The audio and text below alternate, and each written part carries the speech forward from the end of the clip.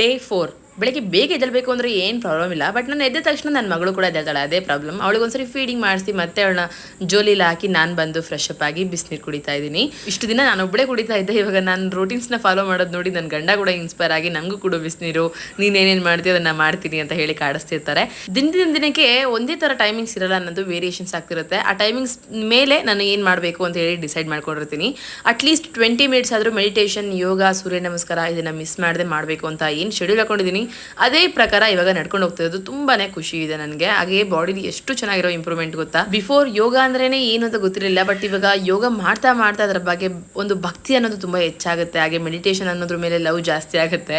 So affirmations, meditations ಹಾಗೆ prayer ಮಾಡಿದಾಗ ಒಂದು ಲೆವೆಲ್ಗೆ ಮೈಂಡಲ್ಲಿ ಬರುವಂಥ ಪಾಸಿಟಿವ್ನೆಸ್ನ ಎಲ್ಲಿಂದನೂ ಕೂಡ ಕೊಡೋದಕ್ಕೆ ಸಾಧ್ಯ ಆಗಲ್ಲ. ಇನ್ನು ನನ್ನ ಫೇವ್ರೆಟ್ ಡ್ರಿಂಕ್ ಅನ್ನ ತಗೊತಾ ಇದ್ದೀನಿ. ಈ ಡ್ರಿಂಕ್ಸ್ ಬಗ್ಗೆನೂ ಸ್ಪೆಷಲ್ ಆಗಿ ಹೇಳಬೇಕು ಅಂದ್ರೆ ಬಾಡಿಲಿ ಎಂತ ಮ್ಯಾಜಿಕ್ ಮಾಡುತ್ತೆ ಅಂದ್ರೆ ಕುಡಿದಿರೋರಿಗೆ ಗೊತ್ತಾಗುತ್ತೆ ಆ ಒಂದು ಮ್ಯಾಜಿಕ್. ಹಾಗೆ ಇದನ್ನ ಎಂಜಾಯ್ ಮಾಡ್ಕೊಂಡು ಕುಡಿತಾ ಇದ್ದೀನಿ. ಅಷ್ಟೊಳಗಡೆ ಮಗಳಿಗೋಸ್ಕರ ಹಾಲು ಕೂಡ ಕಾಯಿಸಿದ್ದಾಯ್ತು. ಇನ್ನು ಬೇಗ ಬೇಗ ಕಸ ಹೊಡೆದು ಸ್ನಾನ ಮಾಡಿ ರೆಡಿಯಾಗಿ ದೇವರಿಗೆ ದೀಪ ಹಚ್ಚಿ ಹೊರಗಡೆ ದೇವಸ್ಥಾನಕ್ಕೆ ಹೋಗಿ ಬರಬೇಕಿತ್ತು ಅಂತೇಳಿ ಇಷ್ಟು ಬೇಗ ಎಲ್ಲ ಕೆಲಸಗಳು ಮುಗಿಸ್ಕೊಂಡೆ.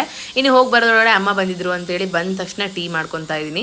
ಸೊ ಕಂಪ್ನಿಗೋಸ್ಕರ ಯಾರಾದರೂ ಇದ್ರೆ ಮಾತ್ರ ಟೀ ಕುಡಿತೀನಿ, ಇಲ್ಲ ಅಂತಂದರೆ ಆಲ್ಮೋಸ್ಟ್ ಟೀ ಕುಡಿಲ್ಲ. ಅದರಲ್ಲೂ ಬೆಳಗ್ಗೆ ಎದ್ದ ತಕ್ಷಣ ಟೀ ಕುಡಿಯೋದನ್ನು ಫುಲ್ ಅವಾಯ್ಡ್ ಮಾಡಿದ್ದೀನಿ. ಇನ್ನು ತಿಂಡಿ ಎಲ್ಲ ಆಗಿದೆ ಅಂತಂದಾಗ ಮಾತ್ರ ಈ ಥರ ಟೀ ತಗೊಳ್ಳೋದ್ರಲ್ಲಿ ತಪ್ಪಿಲ್ಲ ಅಂತ ಅಂದ್ಕೊಂಡು 1 ಟೈಮ್ ಟೀ ಕುಡಿತೀನಿ. ಇದಿಷ್ಟು ಇವತ್ತಿನ ರೊಟೀನ್.